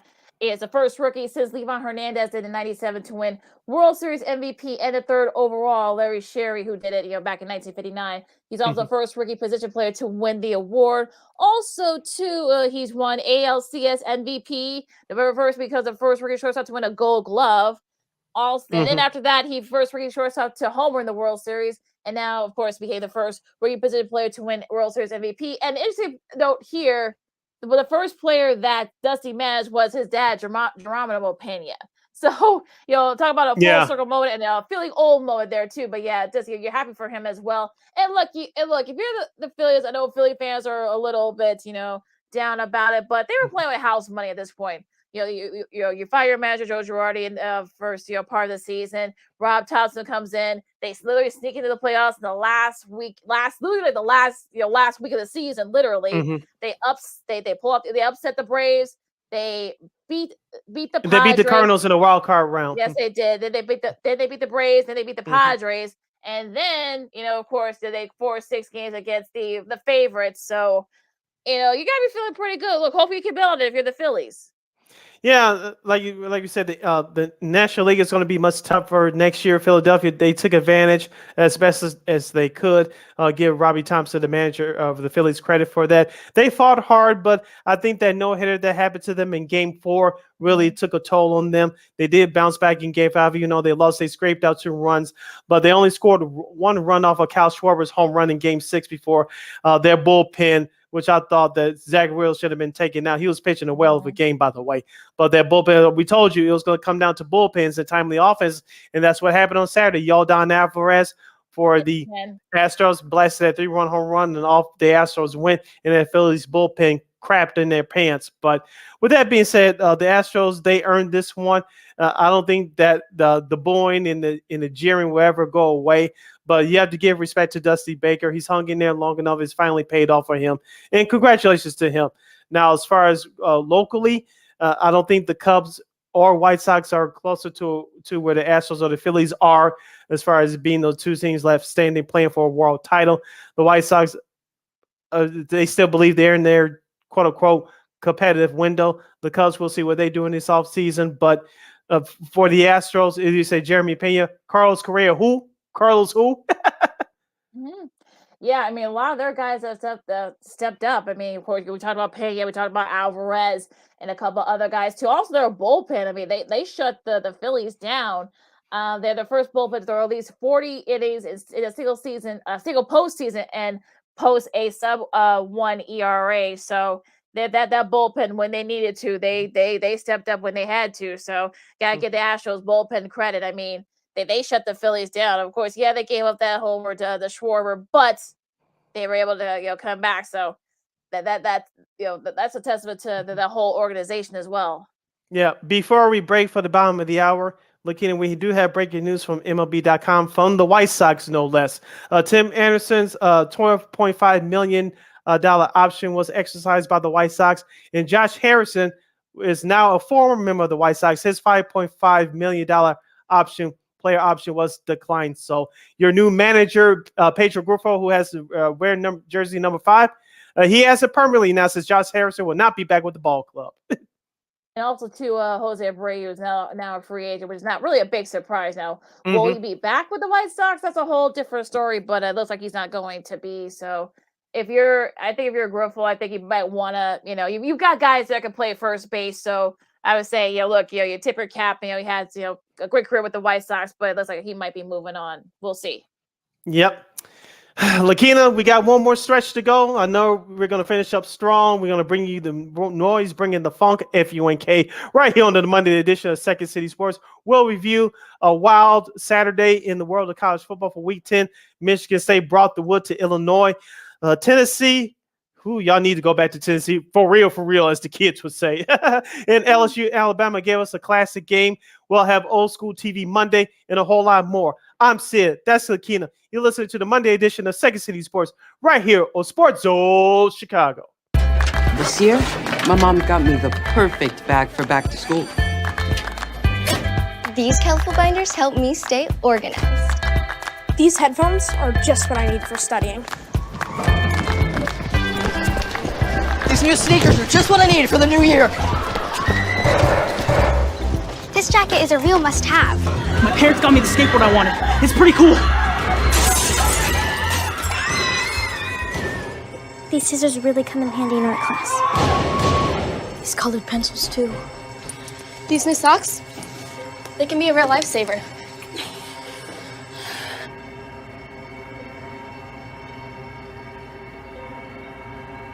I finally got my own phone to stay in touch with my mom.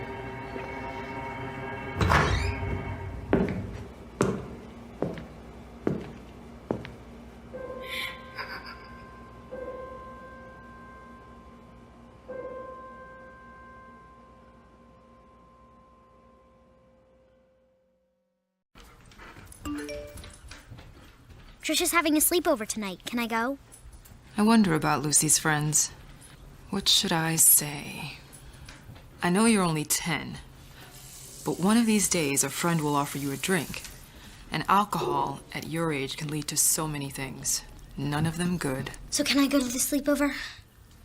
Lucy, I want you to promise me I something. finished my homework. Bigger promise. If there's any drinking, I want you to say, "No thanks, not my thing." Mom. I promise you.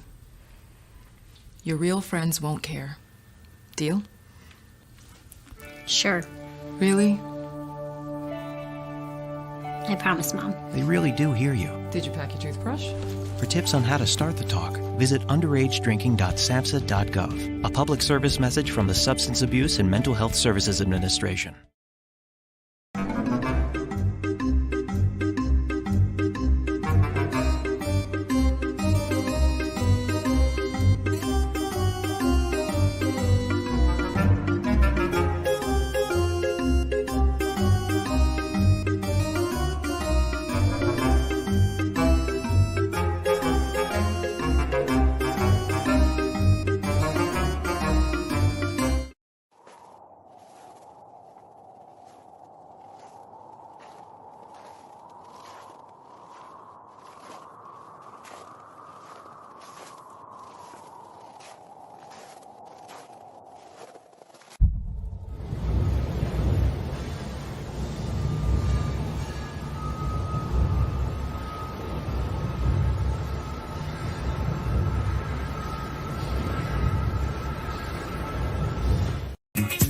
Hey, this is Dr. J, and I listen to Sean and Maya in the morning.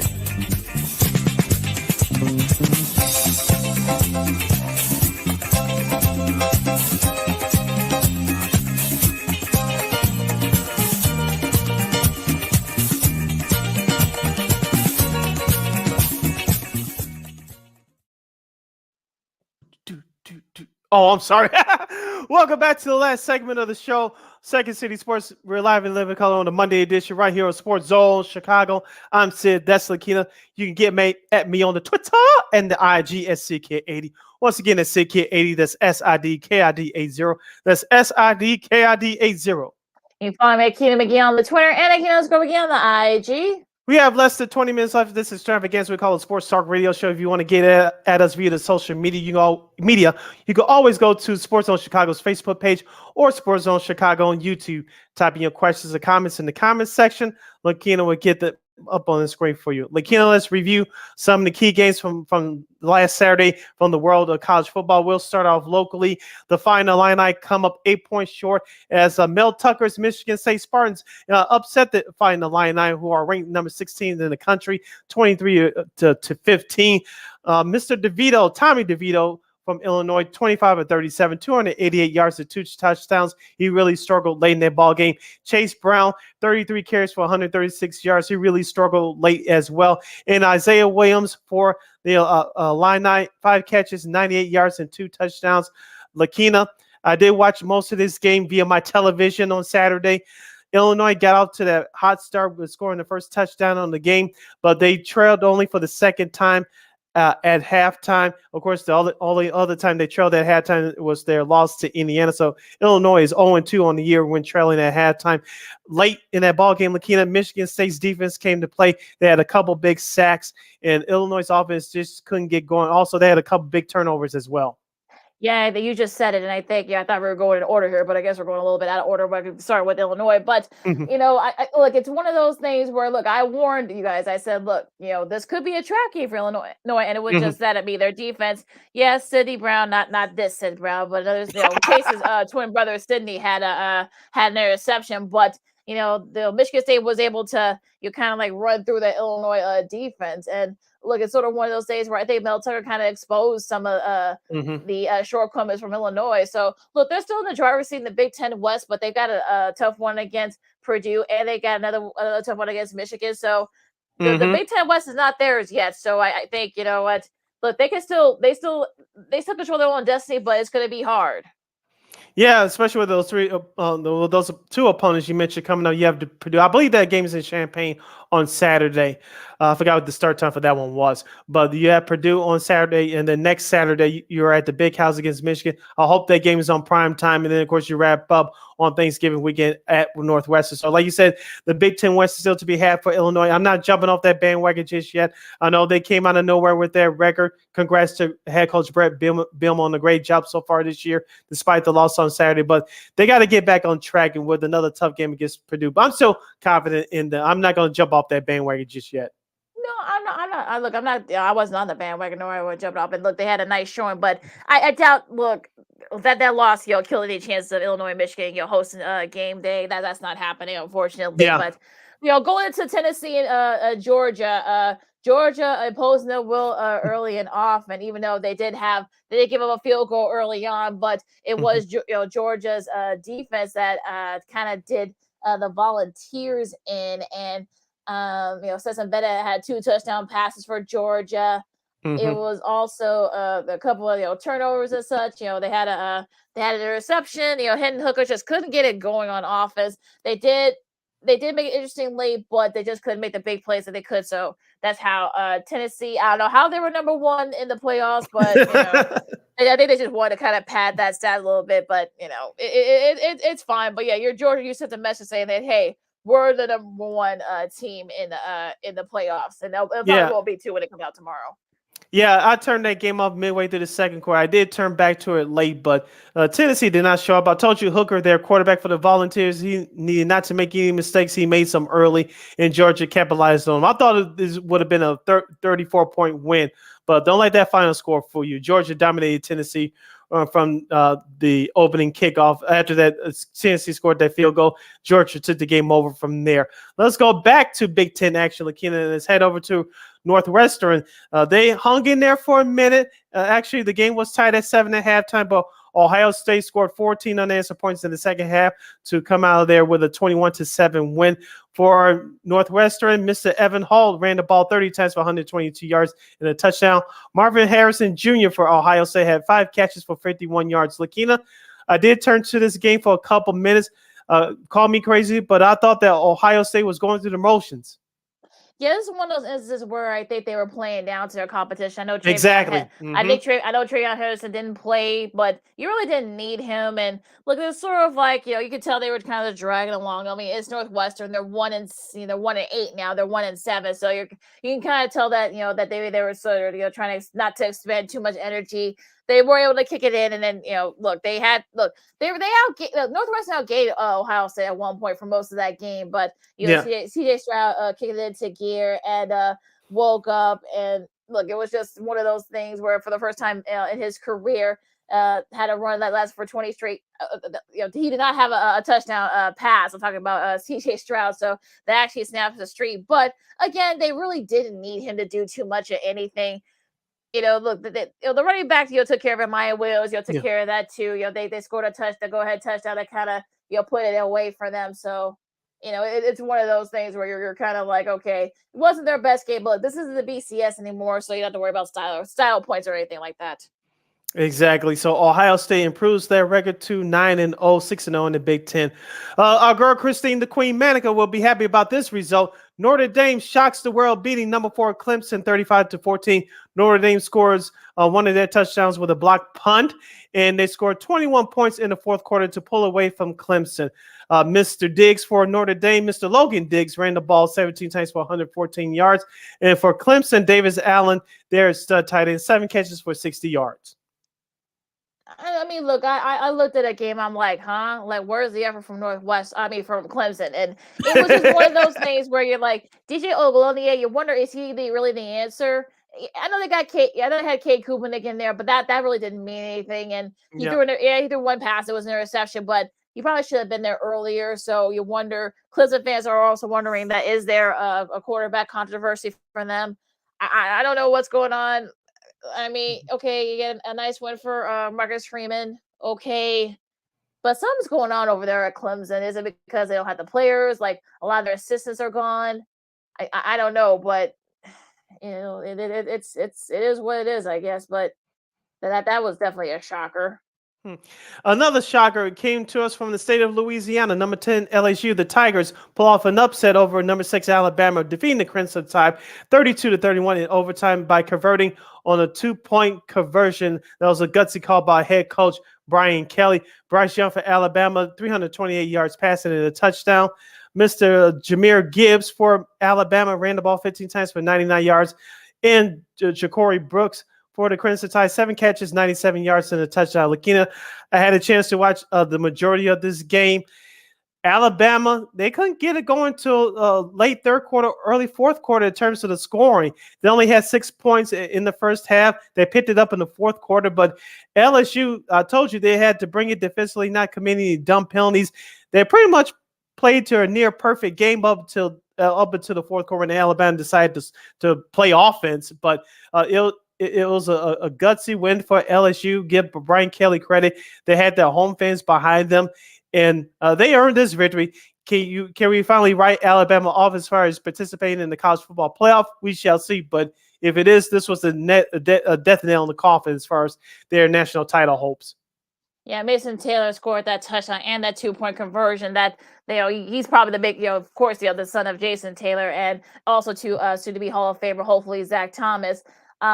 Look, LSU stayed with Alabama when it was sort of like a punch in the mouth. LSU struck first, but then Alabama came back. You thought that Alabama was gonna get it going, and once they kind of had that lead, but then LSU was able to come back. Gutsy call by Brian Kelly to go for the 2. I thought, but yeah, it worked. So and now Mason Taylor doesn't have to buy anything for a while. So it's sort of one of those things where this isn't. Yeah, there's a lot of talent in this Alabama squad, but it's not up there with from the last few years or something like that. So there's no surprise that they were able to. That LSU was able to pull off the upset, and I'm sure this will probably be the done for with the Bama going to the playoff talk. Couple of teams improved to 9-0. Number 5 Michigan takes care of Rutgers 52-17.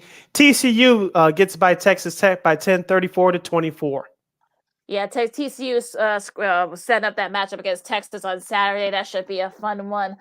Michigan, I know they were tied with Rutgers at halftime. I think they were trailing Rutgers at halftime, but they continued to secure the second half as they usually do. They have not given up a point in all their games this year. The second half, I should say. So a nice showing there. Oregon did what you're supposed to do against Colorado, 49-10. USC hung on against Cal. UCLA also hung on against Arizona State. Texas, of course, pull off somewhat the mild upset, but yeah, look, Texas, they're kind of sort of sneaking in that Big 12 standings now. I don't know if they'll be a playoff contender, but it sets up well for them against that battle against TCU on Saturday.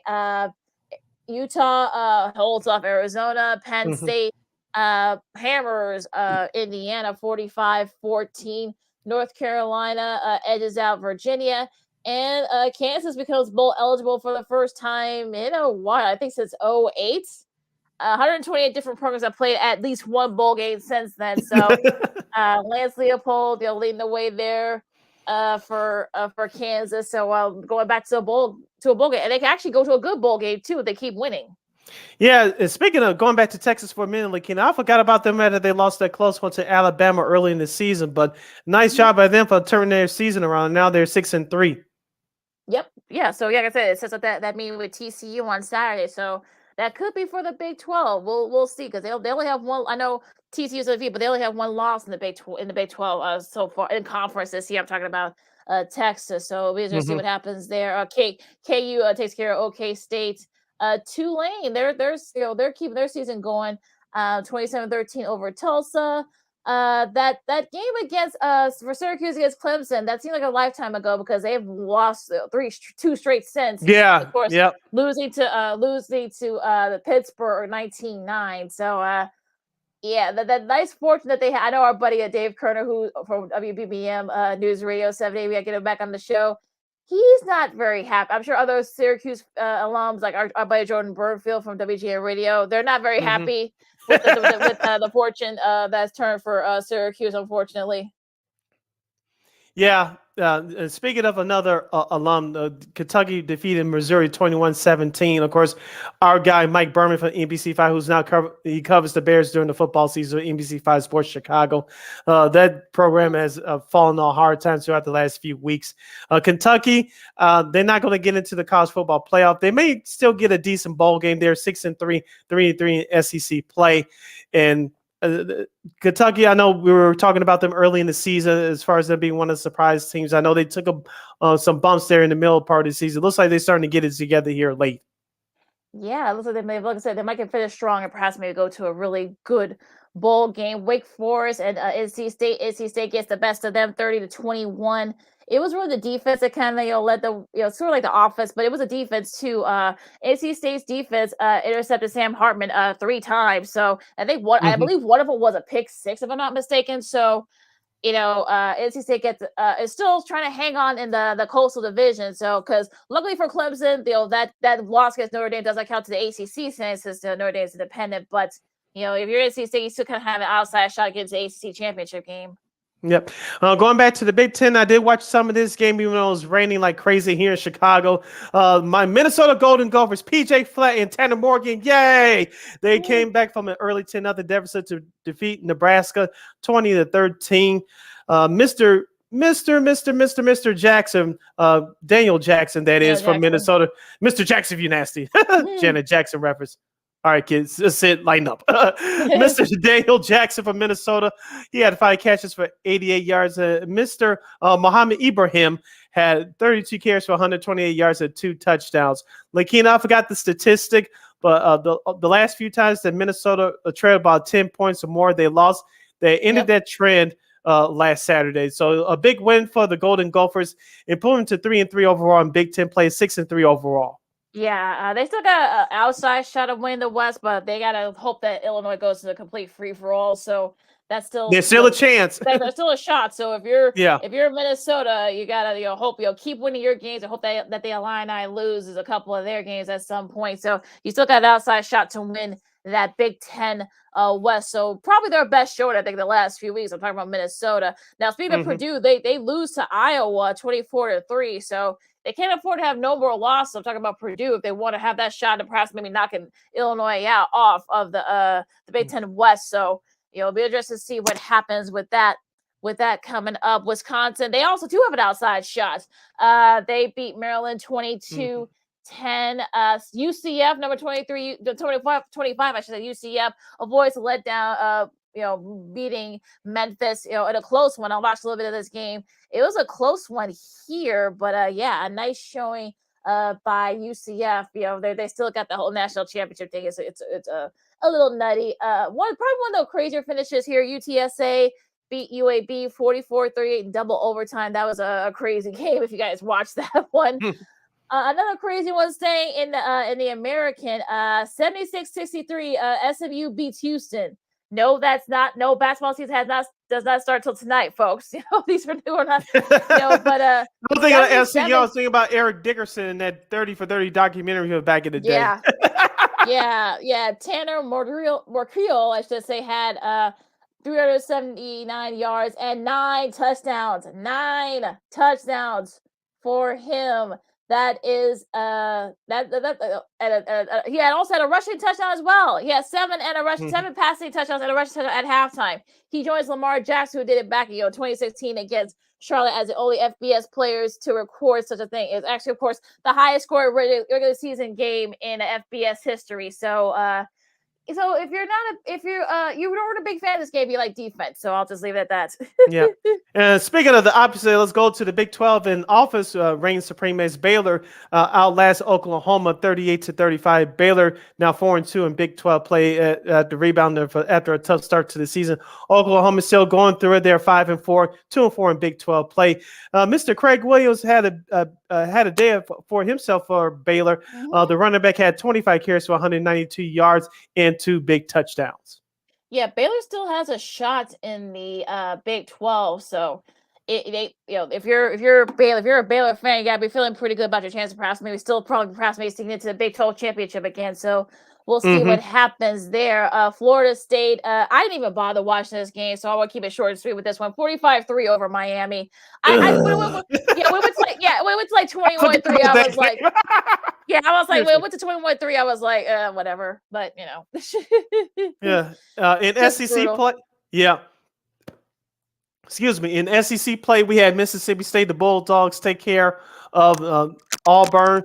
39-33. Of course, Auburn fired their head coach last week, but it didn't matter. Mississippi State takes care of business. They're now 3-3 in SEC play, 6-3 overall. Mr. Will Rogers had himself a big game for the Bulldogs, 42 of 59, 357 yards and 3 touchdown passes. And Mr. Rara Thomas had 6 catches and 84 yards and 2 big touchdowns for Mississippi State. Yeah, that was actually a pretty entertaining game too. I watched a little bit of the ending of that. Auburn had their chances to put that, try to win that game, but they lost a shot. And of course, I think it was a rushing touchdown that ended that game for Mississippi State. So a nice bounce back win for them. Of course, South Carolina beats Vandy 38-27. And I believe they're bowl eligible. Yes, they are. They're 6-3. So Shane Beaver got his guys playing pretty well, and they're at 6-3. So they actually have a shot of actually going to a good bowl game this year. Yeah, we'll see what happens. They can have a strong finish to the season. As you mentioned, Mississippi State, they're one of the teams that is overlooked, especially now being the SEC. You have Alabama, Tennessee, Georgia. And the rest of the conference can go and play. But nice job by the Bulldogs being more than competitive. But like you said, they can still go to a strong ball game with a great finish to the regular season. And also, too, with LSU's now in the driver's seat in that big SEC East, I should say, too, because they've beaten both Ole Miss and Alabama. So they're in the driver's seat in that division. So we'll see what happens there. And that's about it. I mean, really nothing, no other games of note here. So you listen to see Sports on Sports Zone Chicago, Lakina McGee and Sydney Brown with you here. Now, Sid, it's that time. Old School TV Monday. What is the show this week? Let's go to suburban Chicago. La la dee, la la da. Life goes on. Life goes on. Pardon me for my bad singing. Remember that show, Lakita, Life Goes Very On? Well. Oh yeah, I love Life Goes On. That's one of my favorites. All right. It was an American television series that aired on ABC from September 12th, 1989 to May 23rd, 1993. The show is centered around on the Thatcher family living in suburban Chicago. Drew, his wife Libby, and their children, Paige, Rebecca, and Charles, who was known as Corky. Life Goes On was the first television series to have a major character with Down syndrome. Corky was played by actor Chris Burke, who has Down syndrome in real life. They dealt with family issues, teen issues, and overall life issues. The drama, which did center around the Thatcher family, it was also centered around their daughter, Becca, which was played by Kelly Martin, who went on to have a great acting career. She did well at school, but she was socially awkward. The Tony Award-winning stage actress Patti LuPone played their mother, Elizabeth, a.k.a. Libby, and Ben Sorinovich played their father, Drew. The elder sister, Paige Thatcher, was played by Monique Lanier during the 1989-90 seasons, and by Tracy Neiman during the between 1990 and 1993 seasons, as Lanier left the series to have a child. Becca's boyfriend and Corky's buddy, Tyler Benchfield, was played by Tommy Pruitt, and Jerry Berkson, Ray Butinia, was Libby's quirky boss. In the last 2 seasons, Becca's boyfriend, Jesse McKenna, was played by Chad Lowe. Had a big crush, and I'm not ashamed to say it. I had a big crush on Christopher Burke. I didn't, I thought he was adorable and cute. I mean, the fact that he had Down syndrome, it didn't bother me because, look, I thought he was adorable too, and I believe he married a young lady who also had Down syndrome in real life, if I'm not mistaken. Andrea Frey Freeman, that was her name. Her name was Amanda. They ended up getting married. I think she ended up having a great television career herself. So so it was a cute story. Seeing that, because you didn't see that much on network television, especially in a weekly series. So that was really cool to see. I mean, Monique Lanier, and she left, I think, like you said, after she had a baby. Tracy Needham was my favorite Paige. I really liked her.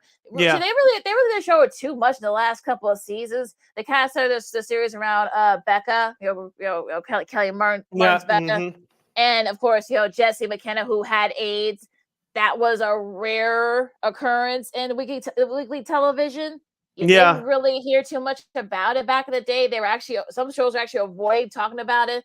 They confronted the issue head on, and some people felt they kind of jumped the shark because all the stories kind of like went towards them and their romance and and such. There was I think Becca.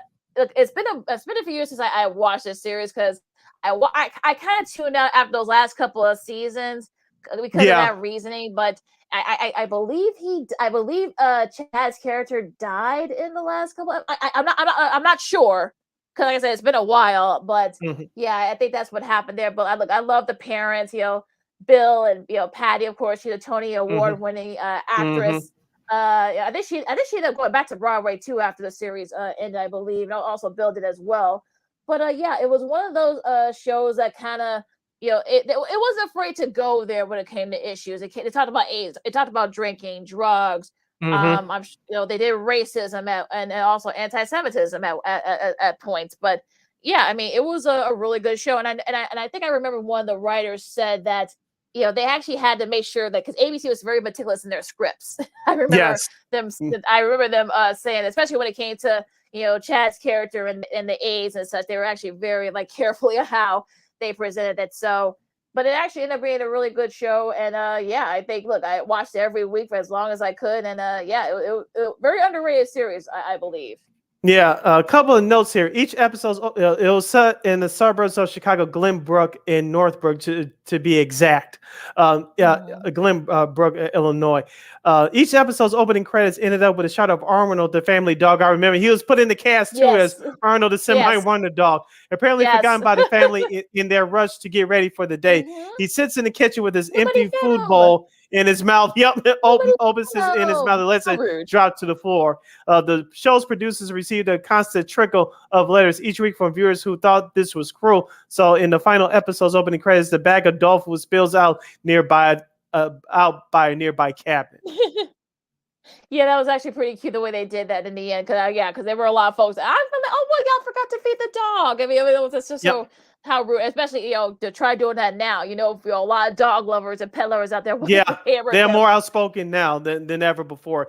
And in the later seasons, the fourth season's first episode, in which a 40-something Becca, Pamela Bell, tours the house she grew up in while remembering the events of the last 25 years. It establishes that Jesse would eventually die from AIDS and that Becca would move on and marry a man named David. The series itself ended ambiguously, but on an upbeat note, showing Becca 5 years later married with a son named Jesse. In the final episode, Corky was set to graduate from high school, but did not because the school board did not waive the math requirement. Interesting. Yeah, how rude.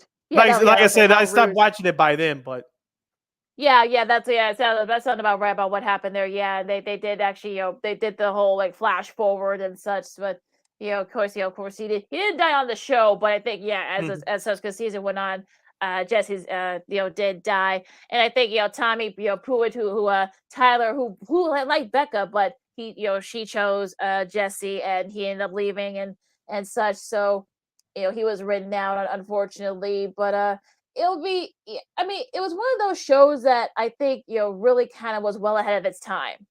Yeah, and like I said, they dealt with various issues and such, and very. It had its funny moments, it had, but it has very heartwarming moments as well. So, look, it's not. I don't think it's I think it's streaming on Pluto TV. I might be mistaken about that, but I don't think it's streaming anywhere. But it was one of those shows that I felt like should have gotten more of its due. I feel like. Yeah, like I said, Corky, the character, as well as in real life, he was the actor Chris Berg was very active in the community, still is to this day, about Down syndrome. He was one of those characters with a disability that was treated with respect.